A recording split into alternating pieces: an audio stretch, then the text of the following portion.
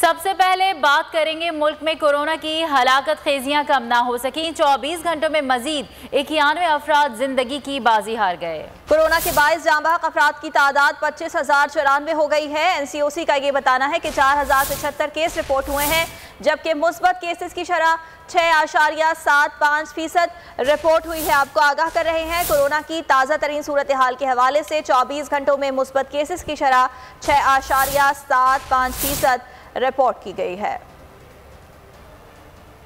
आपको अपडेट कर रहे हैं, मुल्क में कोरोना की हलाकत खेजियां कम ना हो सकी। 24 घंटों में मजीद 91 अफराद जिंदगी की बाजी हार गए। कोरोना के बायस जाँ बहक अफराद की तादाद 25,094 हो गई। NCOC के मुताबिक 4,075 केसेस रिपोर्ट हुए हैं, जबकि मस्बत केसेस की शरह 6.75% रही है। मुल्क में कोरोना की हलाकत कम ना हो सकी।